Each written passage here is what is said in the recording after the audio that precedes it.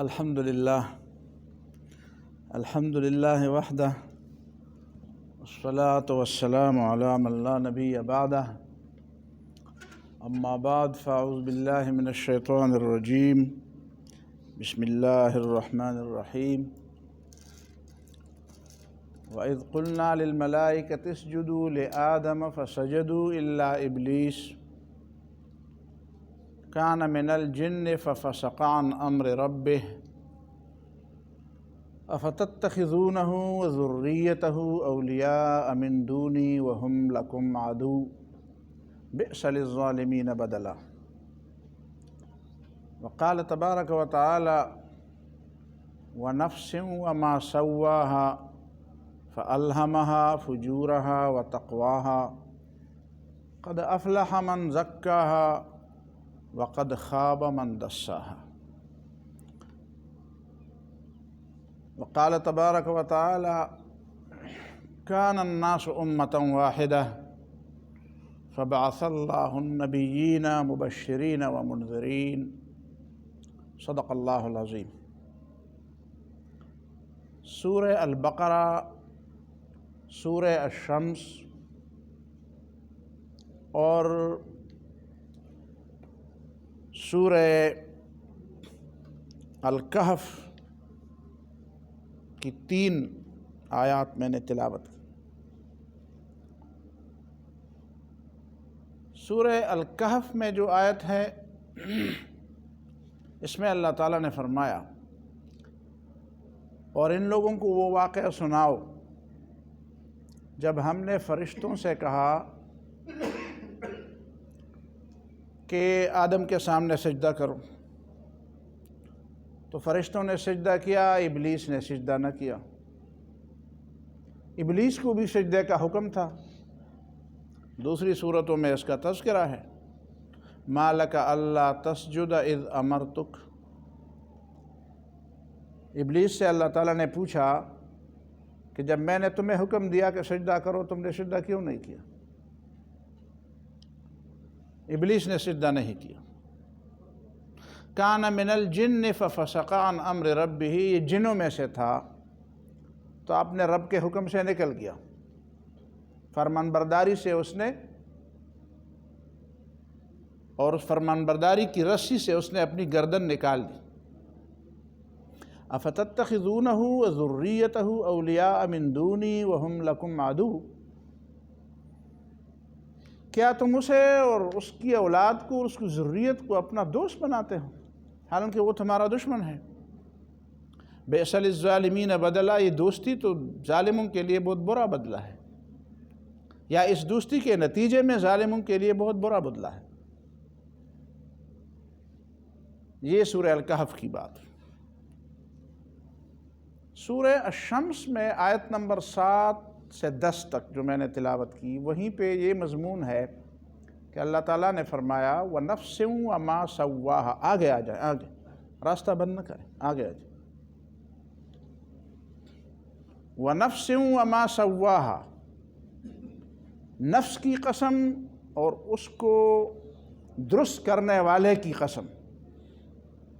فَأَلْهَمَهَا فُجُورَهَا وَتَقْوَاهَا، درست اس طریقے سے اللہ تعالیٰ نے اس کو درست کیا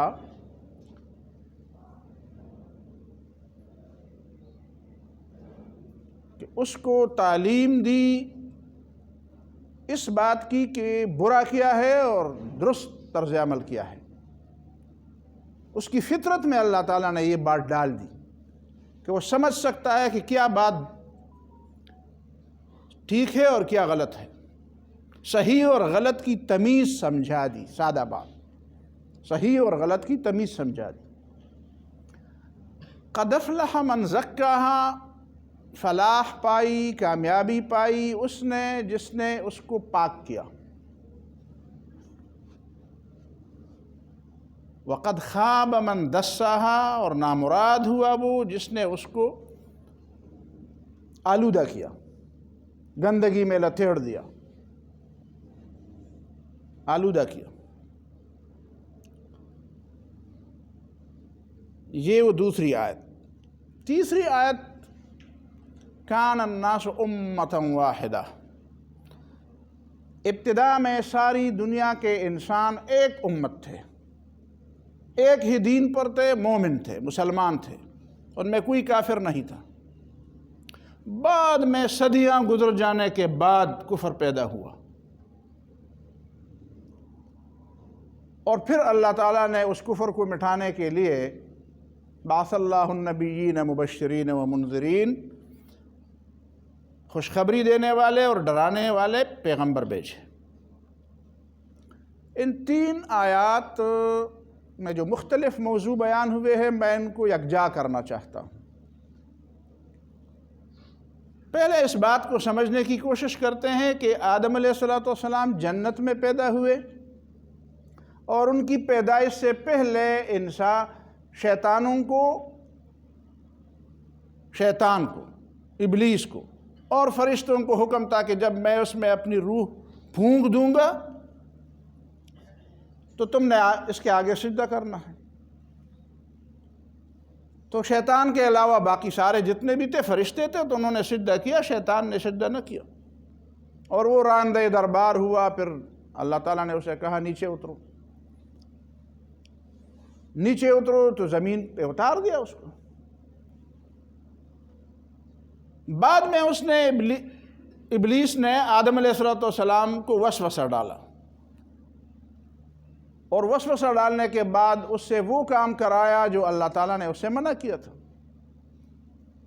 کہ اس درخت کے قریب آپ نے نہیں پٹکنا، نہیں جانا، لیکن انہوں نے اس درخت کا پھل کھا لیا اور جنت سے اتارے گئے۔ اس واقعے کے اندر تو بڑی حکمتیں ہیں، اس وقت وہ میری پیش نظر نہیں ہے۔ جب آدم علیہ السلام اور حضرت حوا علیہ السلام بھی دنیا میں اتارے گئے، جنت سے اتارے گئے، تو 1000 سال لگ بھگ تک شیطان کو یہ جرأت نہ ہوئی کہ وہ آدم علیہ السلام کے قریب آ کر یا ان کی اولاد کے قریب آ کر وہ ان کو شرک اور کفر میں مبتلا کر دے۔ یہ سمجھنے کی بات ہے۔ 1000 سال تک شرک نہیں تھا، انسان شرک کو نہیں جانتا تھا کہ شرک کیا چیز ہے، کفر کو نہیں جانتا تھا۔ گناہ تھے، شرک نہیں تھا، کفر نہیں تھا۔ اب ان 2 باتوں پر ہم بات کریں گے۔ شرک اور کفر کیوں نہیں تھا؟ اس لیے کہ شرک اور کفر پر آمادہ کرنے والی چیز شیطان ہے۔ شیطان نے جب آدم علیہ السلام کو ورغلایا، دھوکہ دیا، تو پھر وہ اتنا ڈرا ہوا تھا کہ 1000 سال تک وہ جرأت نہ کر سکا کہ انسان کے سامنے آ جائے، آدم علیہ السلام کے یا آدم علیہ السلام کے کسی بیٹے یا پوتے نواسے کے سامنے آ جائے۔ اس کا مطلب یہ ہے کہ شیطان انتہائی ڈرپوک ہے، انتہائی بزدل ہے، اور بزدلی اور ڈرپوکی کے ساتھ ساتھ وہ مکار ہے۔ جو بزدل ہوتا ہے وہ مکار ہوتا ہے، اور جو مکار ہوتا ہے وہ بزدل ہوتا ہے۔ اس لیے اللہ تعالیٰ نے فرمایا فَقَاتِلُوا أَوْلِيَاءَ الشَّيْطَانِ إِنَّ كَيْدَ الشَّيْطَانِ كَانَ ضَعِيفًا۔ شیطان کے دوستوں سے لڑو، شیطان کی سازش بڑی کمزور ہے، کمزور ہے، وہ ڈرنے والا ہے، ڈرتا ہے، بھاگتا بھی ہے۔ الوسواس الخناس، وسوسہ ڈالتا ہے، اور جب انسان خدا کو یاد کرتا ہے اسے پتہ ہے یہ تو بیدار ہو گیا، ابھی تپڑ مارے گا، تو بھاگ جاتا ہے، اور جب پھر سمجھتا ہے کہ انسان تو پھر غافل ہوا تو پھر واپس آتا ہے۔ یہی اس کا کام ہے، وسوسہ ڈالنا اور پیچھے بھاگنا۔ لیکن اس نے سازش سے کام لیا، ہمیشہ وہ سازش سے، مکر سے، دھوکے سے کام لیتا ہے۔ اس کی مثال بالکل امریکہ کی ہے۔ امریکہ سے جو دوستی کرتا ہے وہ اسے برباد کر دیتا ہے، جو اس سے دشمنی کرتا ہے تو اس سے وہ بھی ڈرتا ہے۔ افغانستان کے مجاہدین نے اس سے دشمنی کی تو ڈرا، ہم نے اس کی دوستی کی تو ہمیں مزید ذلیل کیا، یوکرین والوں نے دوستی کی تو اب ان کو ویسے روس کے رحم و کرم پر چھوڑ دیا، اس کی کسی سے پوچھا بھی نہیں، زبانی کلامی ہاں ہو کرتا ہے۔ بالکل امریکہ کی جو پالیسیاں ہیں بالکل شیطان کی منوان تصویر ہے، منوان، مکر ڈرپو کی، سازش اور ڈرپو کی۔ یہ انسان کی غلطی ہے کہ وہ شیطان کو ڈرا نہیں سکتا، حالانکہ وہ اس کا دشمن ہے۔ یعنی صرف خدا کا دشمن نہیں ہے، انسان کا بھی دشمن ہے۔ اللہ تعالیٰ کا اسی لیے شیطان دشمن ہے کہ اللہ تعالیٰ کا حکم اس نے نہیں مانا۔ انسان کا اسی لیے دشمن ہے کہ انسان کی کرامت، عزت، احترام اس سے برداشت نہیں ہوئی۔ اب دیکھیں، اللہ تعالیٰ نے انسان کو کہا کہ یہ تمہارا دشمن ہے، میرا بھی دشمن ہے، اس کی بات نہ مانو، یہ تمہیں جہنم لے جائے گا۔ لیکن انسان کو یہ نہیں بتایا کہ یہ صرف میرا دشمن ہے، بلکہ ساتھ یہ بھی بتایا کہ تمہارا بھی دشمن ہے۔ یہ جو نفسیات کی باتیں ہو رہی ہیں اور نفسیات کے علم کی اہمیت لوگ بتاتے ہیں، تو اللہ تعالیٰ تو خالق ہے انسان کا، تو اسے انسان کی نفسیات کا پتہ ہے، اور کس کو پتہ ہوگا؟ الا یعلم من خلق وهو اللطیف الخبیر۔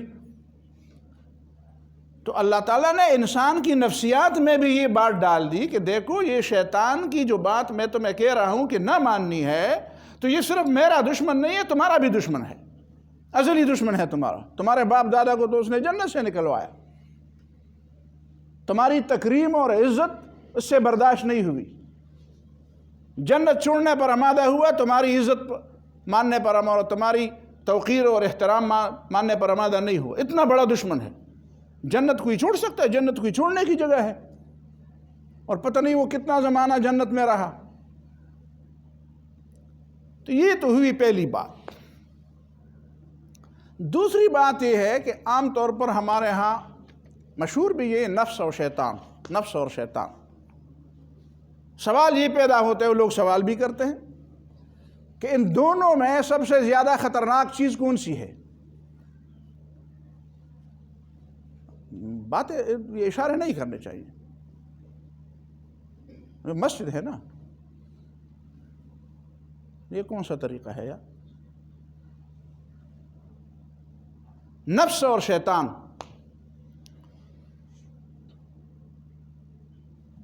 تو شیطان بھی دشمن ہے، لوگ نفس کو بھی دشمن کہتے ہیں۔ نفس دشمن نہیں ہے، میں نے کبھی کسی قرآن کی آیت میں نہیں دیکھا کہ نفس دشمن ہے، میں نے کسی حدیث میں نہیں دیکھا کہ نفس دشمن ہے۔ نہ اللہ اور اس کے رسول کی تعلیمات یہ ہے کہ تمہارا نفس تمہارا دشمن ہے۔ بس دشمن کے ساتھ پر دشمن جیسا سلوک کیا جاتا ہے نا، تو خود اپنے ساتھ، اپنے نفس کے ساتھ کوئی دشمن کا سلوک کر سکتا ہے؟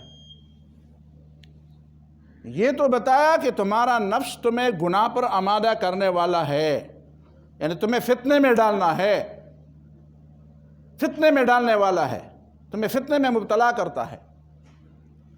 لیکن وہ فتنہ شرک پر تب منتج ہوتا ہے جب شیطان اس میں مداخلت کرتا ہے۔ اگر شیطان اس میں مداخلت نہ کر سکے تو وہ صرف گناہ کی حد تک تو ہوتا ہے، اس کا فتنہ شرک پر نہیں منتج ہوتا۔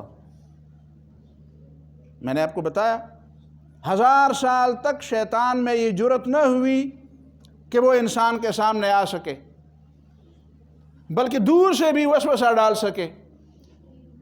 آدم علیہ السلام کے ایک بیٹے نے جو دوسرے بیٹے کو قتل کیا، تو کیوں قتل کیا؟ شیطان نے کہا تھا؟ نہیں، فَطَوَّعَتْ لَهُ نَفْسُهُ قَتْلَ أَخِيهِ فَقَتَلَهُ فَأَصْبَحَ مِنَ النَّادِمِينَ۔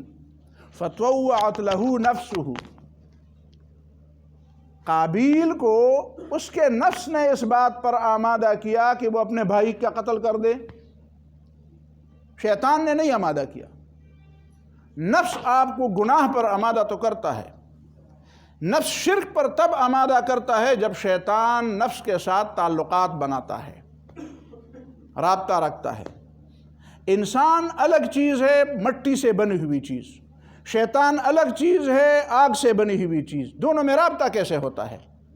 بس یہیں پہ اللہ تعالیٰ نے ایک چیز رکھتی ہے جس کو نفس کہتے ہیں۔ پرانے زمانے کے مفسرین نے کہا ہے کہ نفس کا تعلق انسان کے اعضاء میں جگر کے ساتھ ہے، جس طرح تعقل اور تصور اور خیالات اور سوچ بچار کا تعلق انسان کے دماغ کے ساتھ ہے، روحانیات کا تعلق ماورائے طبیعت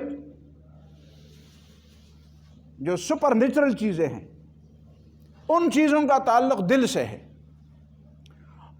اور گناہوں کا تعلق، خواہشات کا تعلق یہ جگر سے ہے۔ تو گویا کہ شیطان کے لیے ایک چینل ہے انسان کو ورغلانے کا، وہ دل پر اثر نہیں کر سکتا، وہ سینے پر تو اثر کرتا ہے۔ الذی یوسوس فی صدور الناس، فی قلوب الناس نہیں فرمایا۔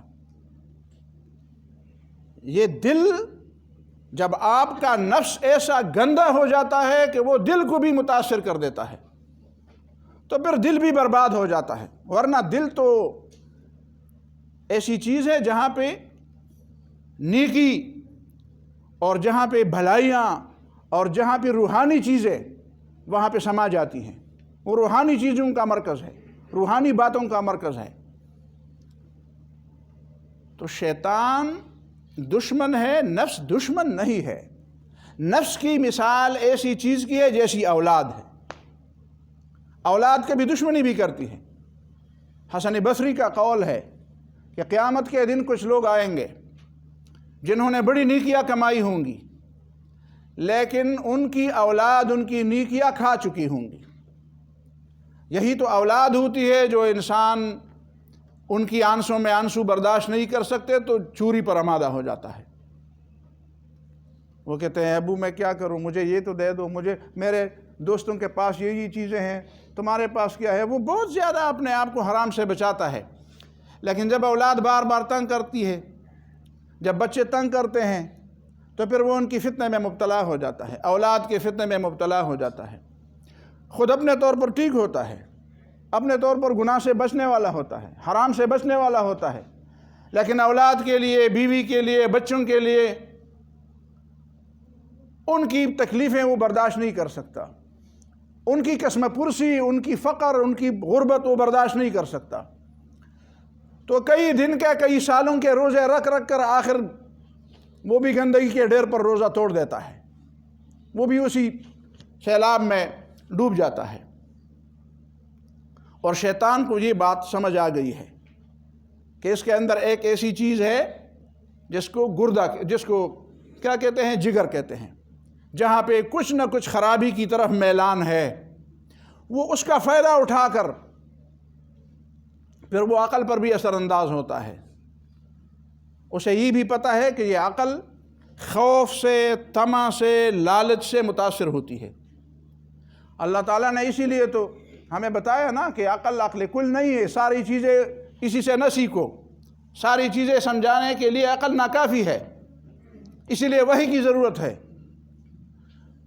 تو وہ بنیادی طور پر رابطہ تو نفس کے ساتھ رکھتا ہے شیطان، لیکن اس نفس کے ذریعے پھر وہ عقل پر بھی اثر انداز ہوتا ہے۔ کیوں اثر انداز ہوتا ہے؟ اسے خوف میں مبتلا کر دیتا ہے، اسے طمع دیتا ہے۔ لَأُمَنِّيَنَّهُمْ لَأُضِلَّنَّهُمْ وَلَأُمَنِّيَنَّهُمْ، یہ آرزویں، یہ خوف، إِنَّمَا ذَلِكُمُ الشَّيْطَانُ يُخَوِّفُ أَوْلِيَاءَهُ، شیطان اپنے دوستوں سے تمہیں ڈراتا ہے۔ عقل پر ایک خوف طاری ہوتا ہے، اور عقل جب خوف اس پہ طاری ہوتا ہے تو اس خوف کے نتیجے میں وہ کچھ ایسے فیصلے کرتا ہے جو فیصلے نہ کرنے کے ہوتے ہیں۔ اللہ تعالیٰ بار بار کیوں کہتا ہے وَإِيَّايَ فَاتَّقُونَ وَإِيَّايَ فَارْهَبُونَ فَلَا تَخْشَوُا النَّاسَ وَاخْشَوْنِ، لوگوں سے نہ ڈرو، میرا تقوی اختیار کرو۔ وَإِيَّايَ فَارْهَبُونَ، مجھ سے رغبت اختیار کرو۔ اللہ تعالیٰ کا خوف باقی خوفوں سے بچانے کے لیے ہے۔ اللہ کا خوف دل میں ہو تو باقی کسی کا خوف دل میں نہیں سما جا سکے گا۔ شیطان آپ کو ڈراتا ہے، آپ کی عقل کو ڈراتا ہے اور پھر اسے اپنے مرضی کے مطابق اس سے کام لیتا ہے، مرضی کے مطابق اس سے کام لیتا ہے۔ تو یہ جو ہمارے ہاں مشہور بات ہے کہ نفس دشمن ہے اور نفس کو کچلنا چاہیے اور نفس کو مطالبے کا نہیں چھوڑنا چاہیے، تو اس کا کیا مطلب ہے کہ اولاد آپ کو کہے کہ مجھے حرام لا کر دے تو آپ کو اس کو گلے پر کھڑی پھیریں گے؟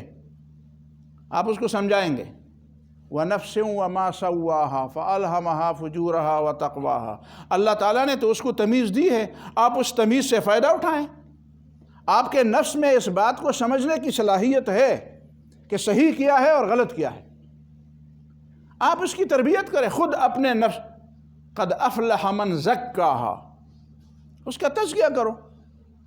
تزکیہ کرنے کا مطلب یہ ہے کہ اس کا پہلا درجہ تو یہ ہے کہ وہ امارۃ بالسوء نہ رہے، وہ کم از کم اتنا تو پہلا معمولی درجہ اس کا یہی ہے کہ نفس کی آپ اتنی اصلاح کر لے۔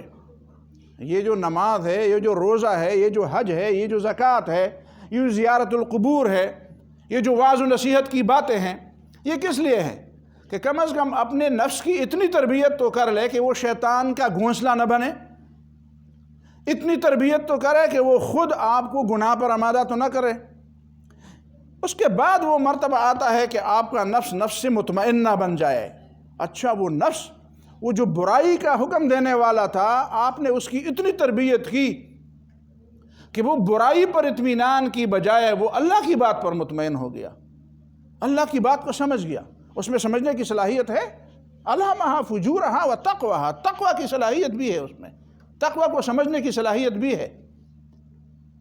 یہ آپ کا کام ہے اور میرا کام ہے کہ میں اپنے نفس کو کیسے سمجھاؤں۔ میں آپ کا نفس نہیں سمجھا سکتا، آپ میرا نہیں سمجھا سکتے، خود اپنا آپ سمجھائیں گے، خود اپنے نفس کو خود سمجھائیں گے، اس کو خود مطمئن کر دیں گے۔ جو سوالات دل میں آئیں گے، ضروری نہیں ہے کہ سوالات ہمیشہ سوال دوسرے سے پوچھیں گے، بھائی سوالات دل میں آئیں گے تو کچھ اپنی عقل بھی استعمال کرو نا، کچھ اپنا بھی جواب تلاش کرو، کچھ خود بھی کچھ کرو۔ پختو کہ وہی دا بوڑھے ہوئے اس سے خوبویا کرنا، کچھ تو کرو۔ اور پھر ایک وقت ایسا آتا ہے کہ نفس لوامہ بن جاتا ہے۔ لوامہ وہی چیز جو شیطان کے لیے گھونسلہ بننے کا اہل تھا، وہ آپ کو ملامت کرے گا کہ یہ تم نے کیا۔ آپ گناہ کریں گے تو یہی نفس تمہیں ملامت کرے گی۔ اچھا، تم تو خود مجھے نصیحتیں کرتے تھے اور خود تم نے یہ کیا۔ باہر سے ملامت آنے کی بجائے اندر سے ملامت اٹھے گی، باہر سے تربیت کرنے کی بجائے اندر سے تربیت کا نظام بن جائے گا۔ لیکن یہ ہر ایک میں ایسا نہیں ہوتا، ہر ایک میں ایسا نہیں ہوتا۔ اسی لیے تو اللہ تعالیٰ نے ہمیں سمجھایا ہے کہ دیکھو شیطان بڑا دشمن ہے تمہارا، شیطان سے بچو تو شرک سے تو بچو گے۔ تمہارا نفس تمہیں کفر کی بات نہیں کرتا، نفس جب تمہیں اپنی بندگی کی طرف بلاتا ہے تو شیطان کے اکسانے پر بلاتا ہے۔ اور آخر میں یہ بات سمجھاؤں کہ دیکھو قرآن مجید میں یہ دونوں باتیں ہیں کہ نفس بھی بری چیز ہے، شیطان بھی بری چیز، لیکن شیطان دشمن ہے، نفس دشمن نہیں ہے۔ آخرت میں جب لوگوں کو انعامات دیے جائیں گے تو ہمیشہ نفس ہی نفس کا ذکر ہے۔ ما تشتہی انفسکم ولکم فیہا ما تدعون، وفیہا ما تشتہیہ الانفس وتلذ الاعین۔ اس کا مطلب یہ ہے کہ نفس اللہ تعالیٰ نے انسان کے اندر جو پیدا کیا ہے، اس کا درست سامان ہونا چاہیے، اس کو ٹھیک ٹھاک طریقے سے سمجھانا چاہیے۔ اس کا یہ حل نہیں ہے کہ جس طرح یہ صوفی ازم والے کہتے ہیں یار نفس کشی کی جائے، نفس کشی یعنی اس کو مارنا چاہیے۔ آپ ماریں گے اس کو تو اس کا مطلب یہ کہ پھر آپ دشمن کو تو نہیں مارتے۔ صوفی ازم میں دشمن کو مارنا نہیں ہے، دشمن کے ساتھ گزارا کرنا ہے اور نفس کو مارنا ہے۔ یہ کیسی بات ہے؟ جس کو مارنے کا خدا نے حکم دیا ہے اس کے ساتھ تم گزارا کر رہے ہو، اور جس کے ساتھ گزارا کرنے کا حکم دیا ہے کہ اس کی تربیت کرو، آپ اس کی تربیت سے با کر اس کو کش کر رہے ہیں، مار رہے ہیں۔ یہ طریقہ الٹا ہے۔ قرآن کو سمجھنا ضروری ہے، قرآن سے فکر کی اخذ کرنا ضروری ہے۔ یہ وہ بنیادی چیزیں ہیں کہ ان چیزوں کے نہ سمجھنے کی وجہ سے انسان کبھی کیا کہتا ہے، کبھی کیا نظریات اور کیا باتیں اس کے ذہن میں آتی ہے، اور کبھی دوسری باتیں اس کے ذہن میں آتی ہے۔ تو آج میں نے ان چیزوں کو صاف کرنے کی کوشش کی. اللہ تعالیٰ مجھے اور آپ کو سمجھنے اور عمل کرنے کی توفیق عطا فرمائے. وآخر دعوانا الحمدللہ رب العالمین.